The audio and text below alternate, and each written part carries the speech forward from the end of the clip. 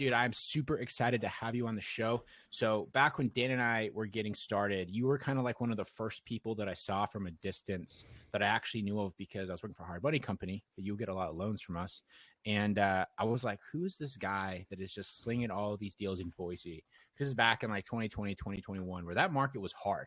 And you seem to like every single week be reaching out to getting multiple hard money loans from us. Before we kind of go into the backstory and kind of all you've done, give us a little bit of a breakdown about what exactly your business looks like right now and what exactly it is that you do. Yeah, absolutely. So fast forward now, we actually just set a record. We did 44 contracts signed in Q1 of 2024. Wow. So the first 3 months of this year, we've signed 44 contracts, which we've never even done close to that before. That's great. So fast forward now, we have 16 team members. About half of those are VAs that we have in-house. And then we have 3 lead managers, 3 acquisitions. I have a COO who's the main integrator, and then like a junior integrator underneath him. So that's what the org looks like today. Man, we are missing out on so many deals though. And we can talk about that because like every single week we're diving into our CRM and looking at how much we suck. Yeah. And I think it's like the combination of holy crap, we're kicking ass, but look at how many deals we've lost to other investors, to other people. Yeah. So, that's awesome. Our businesses are actually super similar, like in scale and size. Cause I think we have 14 team members and we did 42 for Q1. And so we're like very, very parallel. That's funny. 2 LMs, 4 AMs. Like we're just like, we got this TC, is gonna be a good episode. So, very cool. Nice. So obviously you scaled a ton since I first saw you come on the scene in 2020. What did things look like before that? And I guess, did you come from a real estate background or was this kind of like a newer thing for you? I was a mechanical engineer. So I graduated college. I got a high paying oil and gas job as an engineer. I was living in downtown Denver. I had it made, and then I got laid off and I had to like rediscover myself. I cold turkey moved out to San Diego because that's what young single guys do. And when they don't have a plan or know who they are, they try to figure themselves out. Yeah. Got another engineering job and I was traveling all over the world. Like it was a sweet gig. I went to Asia a bunch. I went to Europe a bunch, all over the US.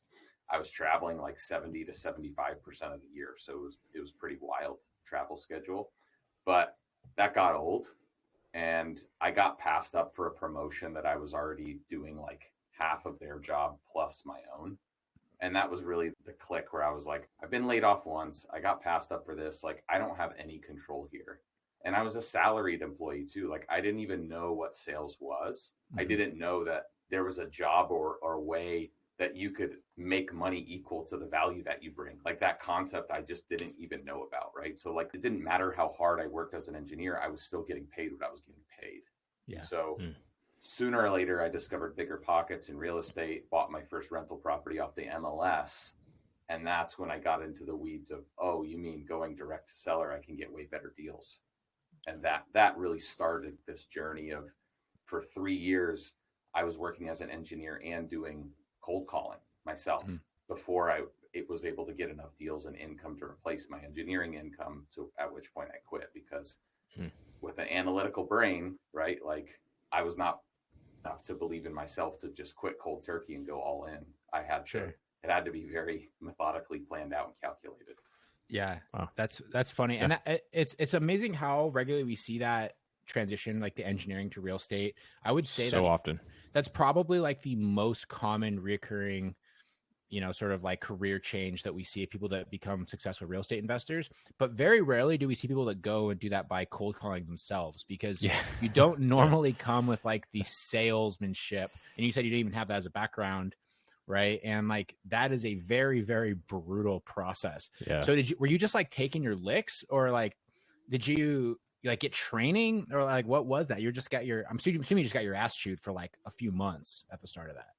Yeah. So really what it was like, and this is what I tell people starting out, or people that, because I do some private one-on-one coaching and small group coaching too, is it's like, number one, it's either got to be money or time to get good deals, right? Like you can pay to have inbound leads come in that are super motivated. You don't need to be the most skilled person. It definitely helps, but you can close deals that way. But like for me, I was living in San Diego, which was expensive. So I was doing Boise virtually, and I was just like, I need to do something that's free to take my licks to build up my skills. Like I didn't want to pay and lose money on marketing to build up the sales skills. That's why I think outbound is definitely the best approach for somebody to start out, is not just because I know it's a lot of work, but like you develop your sales skills at the same time. And so it was really, there was a deal like maybe 2 or 3 weeks in, a foreclosure of me cold calling. Like it happened pretty fast, which is not typical. And I didn't get the deal. I didn't have enough urgency on the follow-up. And like an hour after I called them for a follow-up, they had already signed with somebody else. And it was like over a 6-figure spread. And that was really the deal where I was like, oh my gosh, this is possible. And it helped me push through the pain and just getting my teeth kicked in on a regular basis. Because like you said, as an engineer, I was shivering, I was sweating, I was stuttering. Like I didn't know what the hell to say on a cold call. Are you kidding me? Talking to strangers. But seeing the prize at the end, I was like, oh, I just need to gamify this in my mind. So I would just mark down tallies of no's on a daily basis. Like how many no's can I get to in a day? At first it was, let me get to 5 no's in a day. Right. And then I stacked, built that up to where I got to 450 no's and finally got my first deal. So it took about 8 months. There you go. I mean, eight months, like fully just grinding like that, I feel like it's pretty good. We typically tell people, because we have our scale community and we do more of like a mass marketing approach, usually through direct mail and like outsourced cold calling, stuff like that, to go a little bit faster. But the faster that we tell people is 3 to 4 months, you know, and most people, they like their idea of fast is like next week, but that's not realistic. So you said you got 450 no's, like today doing outbound. Like what do you expect like an outbound agent to do? How many no's do they have to get? Well, let's see. We're about 1 in 57 outbound leads as a contract. And then we close about 70 to 72% of those contracts right now. So right on the average. Yeah. I just love it. It's so fascinating to me that like, I know you're a legit operator. I've personally confirmed this. We have people that come on this show that are legit operators and people that I can tell are blowing smoke very quickly. And the ones that are legit, the numbers that we all have are always so incredibly similar. It's so weird. You know, we tell all the time, you kind of see that 70% close rate seems to be pretty average. Usually between, it seems to be like 50 to 70 leads typically tends to lead to a deal. And then even your team size to deal volume is very, very similar as well. Yeah. That's awesome. Man. Yeah. So I would say like in our database, it's typically like a 10 to 15% contact rate for established outbound leads, right? So that's after prospecting, right? They're a qualified lead, they're in our CRM, and our lead managers are calling on those typically, sometimes our acquisitions people. So if they get a hold 1 out of every, I don't know, 8 to 10 of those people, just extrapolate that out on how many no's they have to get to get a signed contract. So it's about 8 to 10 times 57. Nice. Yeah. Gotcha. Yeah, right. But cool. And then, so obviously you have a big team now. Took you 8 months to get that first deal. What time frame was that? There you got that first one? Was that 2018, 19? That was 2019. 2019? Yep. Okay, cool. Yep. And because then by the time I was introduced to you, that was late 2020 when you started to do stuff at the lender that I was at. So what did that scaling up period start to look like? And were you mostly flipping? Were you wholesaling? What was your primary strategy? It's been a lot of failure, honestly, to get to this point, especially with hiring. In the early days, it was a lot of flipping just because the market was on fire, right? It was during COVID in Boise, it was insane. It was like 20% appreciation a year for like 2020 and 2021. And then obviously in 2022, 2023, we did the opposite almost. Sure. But in the early days, it was a lot of flipping and wholesaling. And then I still had my engineering job for a portion of that. So I was doing a lot of burrs too, because I could qualify for conventional financing. So ironically, I actually think I probably kept 2 properties as rentals, and I got pretty cash strapped in 2022. And I was like equity rich and cash poor. Like as an engineer, I really hated people management, and I didn't really realize, oh, well, Ryan, if you suck it up and like change your mindset and grow this like a business, one good acquisitions person for us now can make over $1 million a year in revenue for our business. That's like, sure. That is way more than one property can deliver, right? As a rental. So that was a huge mindset shift for me lately. In that 2022 to 2023 period, man, we took quite a few losses on flips. We have had and still do have some developments going on right now. Some of those have gone exceptional. Some of them have gone terrible. So I think it's really about like getting through that 2022 to 2023 period, because a lot of people dropped out in our market.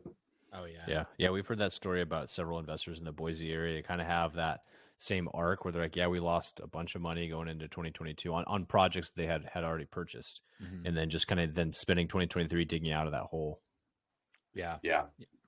And us luckily in our business, we were pretty much median price point and below. So that segment didn't get as affected. We did do a couple like in the 700 to $1 million range, a couple flips, and we got hit bad. I bet. Yeah. That's tough.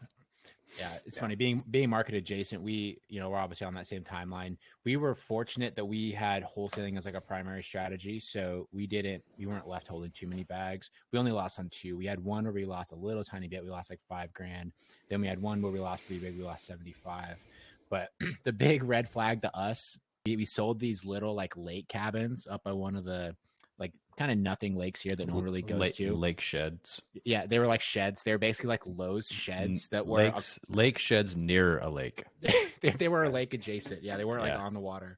And we sold them for like one for like $250 and the other one for like $230. And these things were like 400 square feet.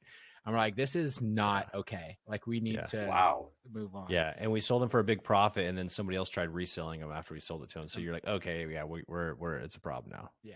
So I want to ask you a question though, back to you doing the flips and stuff. So you were doing this from San Diego in Boise. It's not like you can just drive there. How did you manage the flips and the burrs virtually? Because that is like a lot of the folks in our community, they're looking at going virtually, and flipping and burring is part of everybody's what they want to have in their repertoire, but doing it virtually is challenging. So if you could touch on how you did that, I think that'd be super helpful. Yeah, initially it was I've just found a stud investor agent, a stud investor realtor that like doubled as my project manager. Now I still had to hire the contractors and pay them and everything, but he would stop over there, maybe once or twice a week and kind of keep tabs on the situation for me, which was huge because I didn't have enough money or enough wherewithal to hire a project manager yet to manage a lot of those. So, right. But I was only doing at that time like maybe 1 a month, maybe 2 a month at max. So with that, then was that agent able to also just kind of bring in people into your network? Like, hey, we've got this plumber over here, this contractor, and kind of help with that stuff too, because that's kind of hard part too, is finding the trustworthy and reliable contractors. Yeah, 100%. That's exactly what happened. And then what happened was I started doing like 2 or 3 a month, and it quickly scaled beyond what that realtor could help me with. And that's when I got kicked in the tush a little bit because man, the contractor thing is tough because I had 1 or 2 good ones. And what I did was I put like 4 or 5 flips under one contractor, and he got overwhelmed real fast. Yeah. And so 2 or 3 of them would just sit for weeks and weeks and weeks. But I knew that he did good work. So I was in this position where like, well, do I want to essentially start over on those couple with a new contractor and like go through the like feeling out each other and all the things I don't know about him and all the risk and the unknowns. That's something that a lot of people don't really think about, right? Is like your contractor bench has to be deep if you're going to take this on. It really does. Yeah, that's a great point. And to speak to that, and I would just like to hear your opinion, is when you were stacking up flips and essentially building up flip inventory, were you doing that because you wanted to keep your contractors going, or were you doing that because you were afraid to turn down opportunity? Yeah, the latter. Okay. The latter. Like, I was the guy that, why would I wholesale this and make 30K when I can flip it and make 90? Sure. And what I didn't realize is as soon as 1 or 2 of your timelines get pushed, all of a sudden now you're just in a massive cash crunch. And it's like, oh, that's why people take the quick buck sometimes. But it was hard, man. Like in that COVID time, properties were set, like we were getting 10 offers first weekend all over asking, right? And so like anything that I possibly could, I wanted to keep as a rental to avoid paying taxes. And then, or I wanted to flip. And so like, it's easy for me in hindsight to say, oh, I should have wholesaled more. But man, at that time, it was almost dumb not to take possession. Yeah. Back then really was just like such an exception to that rule. And people that kind of came up through that period, you either realized that it was insane or you no longer exist, right? Because if you're still expecting that sort of outcome, it's just not realistic. But man, when I was at that hard money company, we had people whose loans would be defaulting. Like they're like, hey, your loan's getting called due. And they're like, foreclose on me. It's going to take you 6 months. And my property's going up 10% every month right now. Yeah. They're like, that is way more than all your penalties and fees are. So I'm just going to eat it and I'll pay you off when it's done. Yeah, exactly. It was insane. Yeah. And I think there's a lot to learn about that too. Like we were in properties deeper than anybody else too, because we were one of the only operators in Boise that was doing off market at a higher level. Because back then people were like, I knew flippers in that environment that were still buying quite a few deals off the MLS and flipping them and doing well. So now we've kind of used that to our advantage in that, like, as soon as November, December starts to hit, we will look to get properties on like a 90, 120 day close if it helps the seller to align with spring and summer selling season, or maybe we'll catch another extra % appreciation during that time period. Yeah. Oh, very smart. That's really smart. Yeah. Kind of reduce your risk there by buying it at a crappy time of the year where there's just less buyers. Christmas. Yeah. 100%. Totally. Yeah. Yeah. So you started to build that out yourself. You had your realtor on the ground, you're working your engineering job. What were like the first sort of key hires that you started to make in order to be able to scale? Yeah. First one was definitely a virtual assistant, multiple, like one to do admin and then one to start doing, we were doing texting at the time. So doing some texting, I was still cold calling, like calling the prospects. Nice. And then it was an acquisitions person after that. And then it was a second acquisitions person. I don't think we had a lead manager until about a year and a half ago. That's something that we just finally got, just because the leads in our database is just a stupid number. So we've never had the bandwidth to do enough follow-up. Yeah. But then I had one of the acquisitions people leave, right? And I was the classic entrepreneur of like getting shiny object syndrome and like, oh, let me go do some development deals. And let me there's just so much opportunity. And I just wasn't saying no to enough things. And so once he left, I was just like ill prepared because now I was back in the acquisition seat and I did not have the bandwidth to do that. There was a period there where like, I wasn't close to necessarily losing the business, but the business could have been way further ahead if it had been my primary focus. And I just like put my head down and focused on hiring them. So that was a whole skill that I didn't have, hiring, right? Like that's a whole different animal. Yeah. And it's hard. Are your AMs, I guess, is your business, do you still exclusively in Boise? Yes. Yeah. We go statewide. Nice. We go statewide, but it's, 80% of our deals are in the Treasure Valley. Man, you're getting 40 deals in a quarter in a single market. Like that's legit. That's the next level. Are your AMs, are they local there, or are you still doing everything virtually and you just have like runners on the ground? They're in person. Our lead managers are half in Boise and half virtual. So we allow them to be potentially virtual since they're primarily on the phone. But if we do an appointment like an hour outside of Boise, that's kind of our rule of thumb of now it's going to be a virtual appointment, and we always do a Google Meet or a Zoom because it helps with conversion rates. Yeah. Oh, interesting. Nice. That's cool. Yeah. And then, so like you said, your lead managers are sometimes in Boise. So you have American lead managers. Yeah.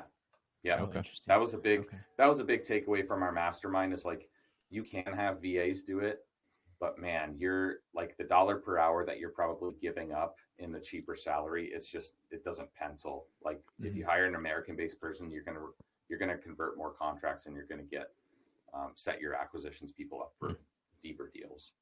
So with that being said, what skill set for your lead managers, like US based lead managers, are you hiring, or what's their background? Yeah. So our three things are humble, hungry, smart. We will not hire a realtor or a prior realtor. That's absolutely a no-go for us. Yeah. we found like you can't teach an old dog new tricks kind of thing. No. Like, And if they sucked at being a realtor, they're not going to be good at off-market real estate. 100%. Man, it's interesting. Like about a year ago, we were like, let's get an A player, somebody that's a really high level, like inside salesperson, proven track record. And we've had a few of those that didn't work out just because their expectations of success were too quick. Like they came in with a lot of experiences, so they think they're just going to have instant success. And so now we've kind of skewed our inside sales people, which are lead managers, to this younger, I don't know anything, but my personality profile is a fit for a sales position type of avatar. And then our outside sales, our acquisitions people are more of this like tenured type of salesperson. Maybe they're in car sales. Maybe they've sold solar is one of our favorite crossovers, right? Nice. If they've been knocking doors and had success at that, like this is an easy job for them. Yeah, absolutely.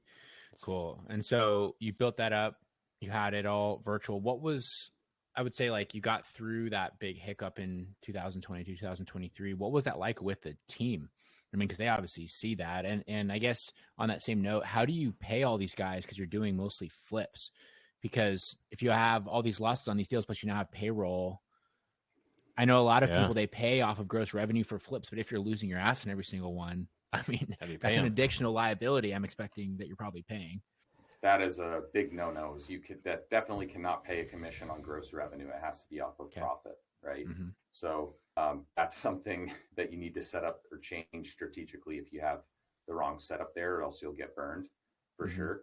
But there's no doubt about it. Like for 2022 and 2023, I didn't take a salary, and I had to sell some of my own personal rentals just to keep cash flow in the door, right? So like, it's just one of those time periods where it's a do whatever it takes type of moment. So and those are the things people never talk about when they're doing this kind of business, right? Because you were doing deals, I'm sure. Like people probably from the outside were like, "That guy's crushing it," and you're like, "I'm not making anything. I'm pawning properties." In fact, I'm a motivated seller. You want to buy some? Yeah, you want to buy this? Yeah. That's what's funny. Here's the thing, right? Yeah, go ahead. No, I was going to say, I'll just add this and I want you to dive back in. Is the funny thing is about that is people don't realize, even if you look like you're doing good on the outside, the owners aren't always taking the fat salary. In fact, more owners, if not, are taking very, very little salary from their business. Especially these days. 100%. You have to do that. Because exactly. Like, especially with the turnover that we've had in hiring, like I sucked at hiring and I was not a good leader, So like, if you have people that are leaving the business, and this has been a big ego check for me, is the reason people are leaving or are not working out is, number one, my hiring process sucks and I'm not able to identify A players from B players and C players. So I need to fix that. Number two, like I need to be the type of leader that attracts A player caliber people. So it's a me problem. Like I have to be a thumb guy, not a finger guy. And it's a me problem to fix. Like if my team is not adequate, it's just a reflection of me as a leader. Right. And so that's why I wish in 2020 and 2021, I had just sat on some cash, because I could have hired better people. I could have invested more into marketing. Like, I think we're kind of past this window of one of the better buying opportunities that we might have in the next decade. That's my opinion, because everything's still underbuilt. And that was a big pullback. So man, hindsight's 2020, but like it's all a reflection of you as a leader. Yeah. Right. Yeah. What are you using mainly for hiring right now? Like, where are you finding your people? Just like traditional Indeed, or are you using like local groups, networking? What does all that look like? Yeah, I would say local Facebook groups and social media are definitely far and away our two best sources. They might not produce the most leads, but it's just like inbound and outbound leads for prospecting, right? Like social media and Facebook referral leads, or people that reached out to you from a meetup or whatever, are going to be far more qualified because they've been following your page. They know who you are. They see your videos. They see your face. They know what you're talking about. They know what you're about. That far and away has the best success rate. Referrals from other people in our company, obviously, that's a really good source.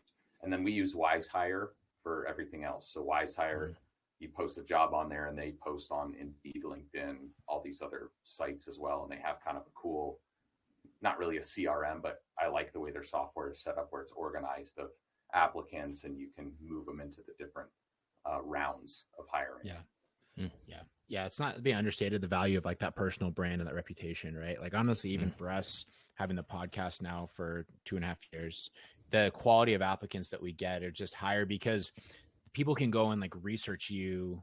Even if they haven't heard about you, they can go and see like a ton of content material. They can see who they're going to be coming to work with. And that goes a really long way as opposed to working with like, the FCY home buyers, like random company, right? That Yes, exactly. That you've never heard of before. No, that's awesome. So one other thing is these 40, you said 44 deals you done in Q1. How many of those are going to be flips versus wholesale versus rentals versus whatever else random stuff people are doing these days? Yeah, now based on lessons learned previously, we're flipping at a very low percentage. I think we're only going to flip about 10% right now, and usually it's because it's either too big of a wholesale or too big of a novation or whatever, and so we want to actually close on it and then resell it, type of thing. We're not doing any massive fixers, like anything over like a 50K rent a budget. We would just rather wholesale, like to squeeze the extra 50K or 40K of profit after 6 months. It's just not worth it. Like we'd rather, get our cash conversion cycle back and just redeploy it into marketing. We're talking about the deals you're doing. Boise's still got to be a competitive market. Like, what are you doing that you're able to do 40 something deals in their first quarter? Because I know, like, if we went down there or somebody else went down there, it would be a struggle to get 40 deals in a single market in Q1. Yeah, the short answer is we have more exit strategies than everybody else. And the long answer is, yeah, but that requires an immense amount of time, effort, and training invested into your salespeople. Because like if you're a cash only buyer, you're only going to have a solution for this many people, right? If you can do cash terms, novations, installment agreements, then all of a sudden you're going to just have more contracts to be able to get, right? You fit that check mark for more sellers. Now you got to be careful with that though, because when I started, I threw like cash and terms right at our acquisition managers from day one. And it was like an implosion, right? Because they were like, oh, what do I do? Analyze the deal. Where do I need to be numbers wise? And they didn't focus on asking the pain questions to the seller of what their motivation timeline is. Right. So like now we will only let people do cash for 6 months. And then after 6 months, we train them on terms. After 6 months of that, we train them on novations, and look like we're just constantly drilling that into our daily trainings with the team about what our sales process is so that they get it. And it's taken a long time to get there. Yeah. And that's such an unintended consequence too of people that are like building this team. They haven't experienced that yet, is because people naturally pursue the path of least resistance. So they go and they do a cash offer and the person's like, no, I'm not going to do that. With like, well, would you want to sell it to us on terms? No. Oh, well, I'm going to refer you to a realtor. Can I do that instead? And they just start like grasping for any way to get the deal done when you're completely right. I love how you said it. They don't ask the probing questions, which is, very realistically, they might accept your cash offer. It's just not going to be today. It could be 30 days, it could be 60 days, it could be 6 months from now.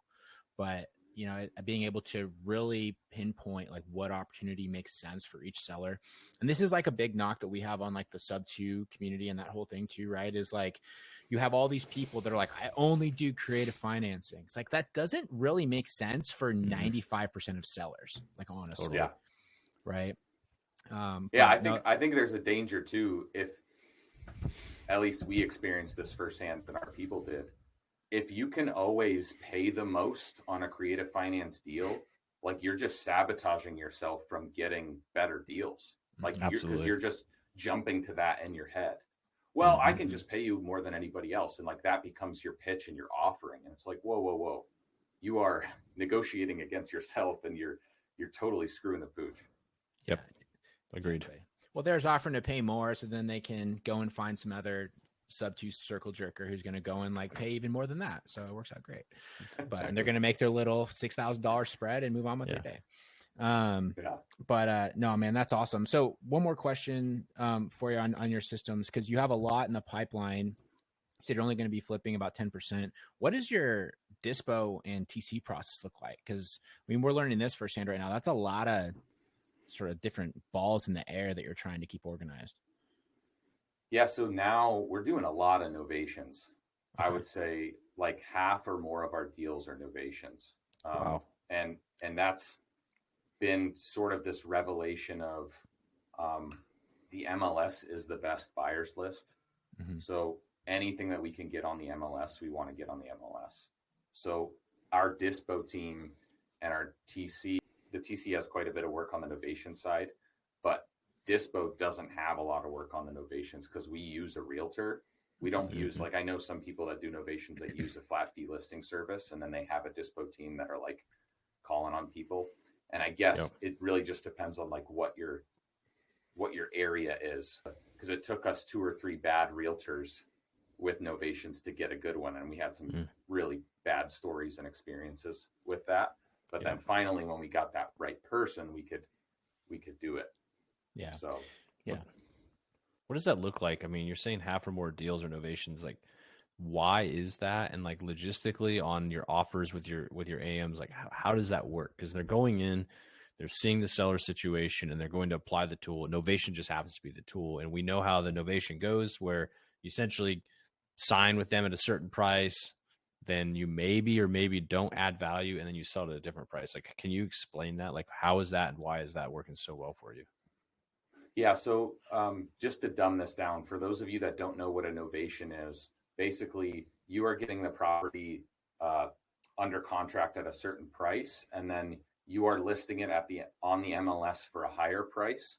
And then you are incorporating the agent fees, commissions, any repairs that come up on the inspection report, whatever, into that spread. And then whatever is left over is what your take is. Right. So the novations is a hack because, number one, you can sell to an owner occupant, which will pay more than an investor, right? Mm-hmm. And number two, a conventional loan can actually fund your marketing fee instead of a wholesale fee, which they can't, right? So those are the reasons to do innovation. In terms of how we pitch it, it's really, we have to beat up the cash offer into the ground for them to really understand what the value is in, well, what if there was a way we could get you a higher price? And I, like many people, had this objection in my mind of like, well, why wouldn't they just list it with a realtor? You're literally doing the exact same thing as a realtor would do, right? You would be shocked at how many people, just the mere thought of them listing their home with a realtor and like even being involved in the negotiations and the back and forth about like, hey, these people offered this. What do you want to counter? They're offering you cash, but it's closing in 21 days. And you have to like that just the thought of that stresses people out. And it is amazing how many people would just trade $20,000, $30,000 just to have their hand held through that process. Mm-hmm. So that's why it works. Yeah. When you explain it that way, right, it makes a little bit more sense. I mean, we've been kind of ripping on novations recently because we've seen this rise of like the smooth talker who comes in and basically finds like the old lady who has no idea how much their house is worth and is like, I'm going to list it for you for this. And then they go and they make 60 grand. The old lady makes 10 and they didn't do anything to the house. They didn't even take equitable interest by like, doing an assignment. They took zero risk, took zero risk at all by putting in their name or anything. Yeah. Or we've found some sellers recently where they're like, man, I signed this deal with these guys 8 months ago and they haven't sold my property yet.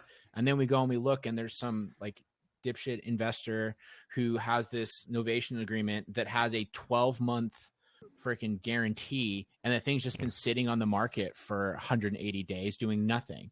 And it's like, that's not beneficial to anybody at all. But so our guys, go for it. Yeah. Idaho's a single party consent state. Mm-hmm. So we don't need to tell people that we're recording calls or appointments. So all of our guys wear recordable watches and also record every single appointment on their phone. Or if they're meeting virtually, it's all recorded, right?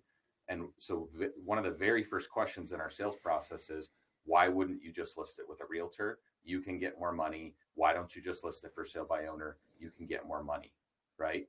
And as long as you are being above board with that process, like it fleshes out all the objections, and you're left with the people that are like, I know you guys are going to make money.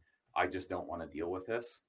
Yep. You're not getting the people that are like, I don't really know what I signed, and I'm giving up my equity, and I don't know what's happening here. And so you just have to be like, and trust me, the people that do it the wrong way, they might make a couple bucks off of granny or whatever, but like they're not going to be in business very long. Sure. You know, they're like either legally they're going to get reported to the attorney general, or their BBB reviews are going to be bad, or Google reviews are going to be bad. Like word's going to get out. Yeah, So, totally. Agreed. That is very true. Yeah. And it's just like every other form of this business, right? You can be a shady wholesaler, you can be a shady flipper, you can do shady creative, you can do shady innovation. It all comes down to intent. And the fact that you guys ask that like clarifying question right at the start and you make it transparent, like that's honestly what really matters. You know, Exactly. And we primarily wholesale, and people always ask like, well, how do you deal with that ethically? It's like, well, they're very aware that they could do other things to make more money. More often they don't have the means to, they don't want to, and they just want to be able to wash their hands of it. And so we're able to provide that as a service. So no, man, that's super, super, super cool. And it's really awesome to see how you've grown and, you know, a pretty like quick timeline as well, especially the ups and downs in like that one market. I don't know very many people that could have survived Boise, especially with the volume that you were doing and having that big sort of like, I don't want to say downfall, the big hiccup, speed bump. Yeah. Right. And I think too, a large part of this, if I remember right, didn't you live overseas for a while too, while you were still managing your business? Yeah, I'm still in London, England. Nice. Right Oh, wow. now. Yeah. Dang. Right now. Yeah. Oh, cool. Yeah. Thanks for hopping on with us at 9:00 at night or whatever it is for you over there. Yeah. So this is, I think, a good thing to talk about, right? Is it's like, what are you willing to do? Yeah. To build this and grow this to where you want to be, to have the life that you want, right? So me and my wife, we moved over to London. She got an opportunity here, so we're on a visa, but like that is what's important to us in our life, is seeing and experiencing new things, and travel is a big one of them. So part of that sacrifice is when we moved over here in 2022, did not anticipate the bottom to fall out for the real estate market for a couple of years, right? And so you have this grand vision of like, ooh, it's going to be great, and I'm going to be working 3 nights a week late, but the other 4 days I'm just going to be, you know, sipping cappuccinos in a park in London, right? It's not how it worked out.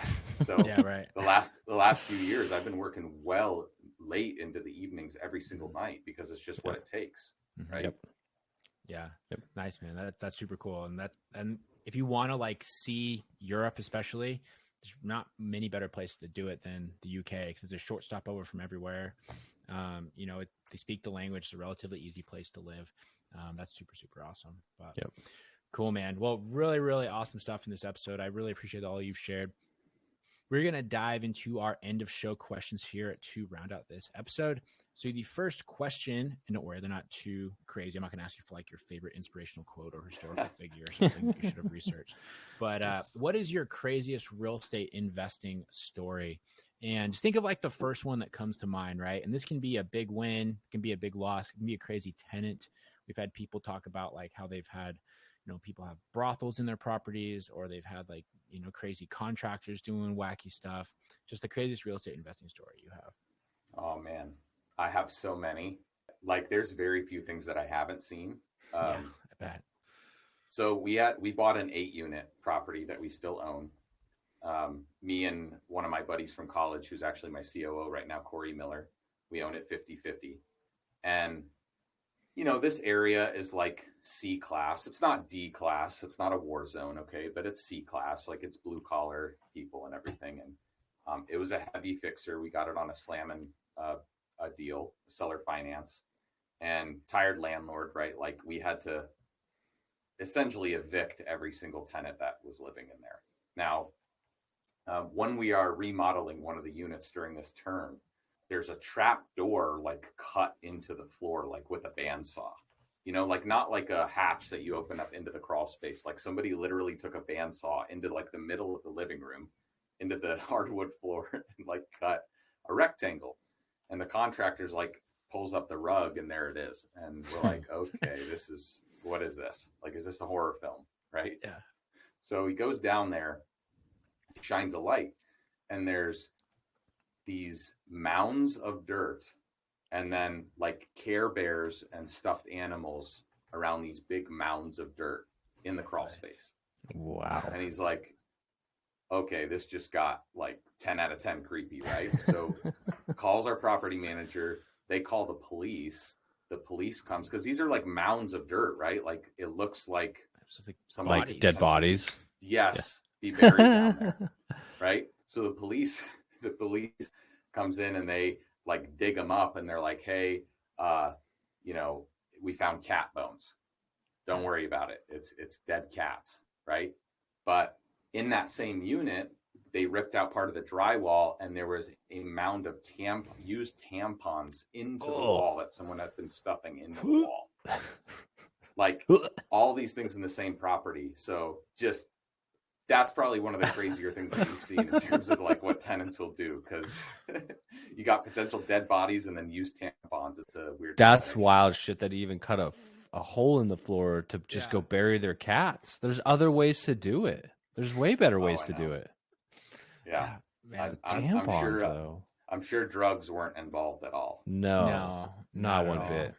Yeah, I'm sure all those cats died of. You know what though? I bet you the landlord was not that, or like the previous landlord couldn't have been that upset because, like, think about it, you're not supposed to flush the feminine hygiene products, so they were just being nice, and there was no feminine hygiene garbage cans, so they were just putting them in the wall. Yeah, absolutely. You didn't have to pay for a sewer clean out. Yeah, I mean, and everyone that has C-class properties as well, we've all had this experience of like you have to go fix something and you walk in, or like even your property manager that calls to tell you about something, and you're just like, I don't even want to know. Like, just leave it alone. Yeah. I know they're going to be there for the next 8 years, and I'm just let them do their thing. I'll deal with it in the future. Just cover it up. Yep, that's the future me's problem. Yeah. So, damn. awesome. Yeah, that's a wild one. That's pretty solid. Different. All right. Second question: what is the number one tip you would give to a small-time investor trying to take the business to the next level? For me, that comes back to clarity, right? Like my default answer was yes to everything, like in part because the market was good, but in part because I just wanted to see how much I could handle. And I'm wired a little bit like that. Like I wanted to push myself to see how much I could do. And ultimately, like part of that sabotaged me, but it also built up this crazy amount of clarity in deciding what I want and what I don't want. Right. And I think the best part about real estate is that there's so many options. The worst part about real estate is that there's so many options. Yeah. And so you have to like really decide what your end goal is, because most of us are entrepreneurial. So we set a goal or a target, and then once we get there, we just move the goalposts and move the goalposts, and we like keep going. And I don't think there's anything wrong with that. It's just there has to be a why behind it of like, once you get here, you are going to do this, or like you can't just continuously push the goalposts and not really know what you're chasing.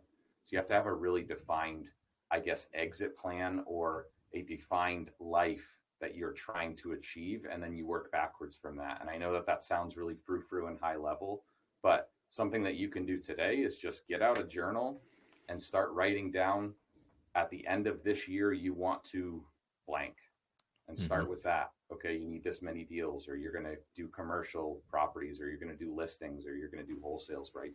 And I think that exercise will bring you a lot of clarity on what you don't want to do. Yeah. I love that endpoint on what you don't want to do. So many people overlook that, right? And they think about, where do I want to be? But you don't have to like do all the stuff out there people say you can do. You can outsource, you can have systems, you can find partners, you can do all sorts of things. And I think that's a very, very valuable answer. It's a great point too. It's like, because sometimes it's hard to find clarity of what you want, but it's a lot easier to write down like, hey, I don't want to do these things. Like I know a lot more things I don't want now than I know of what I want. And so I like that advice, just writing that stuff down. Yeah. And it can even be granular stuff too. Like for me, I do not want to wake up at 5 a.m. I used to wake up at 5 a.m. to go to first shift at Boeing. I did that for 2 freaking years, and I hated every day. Yeah.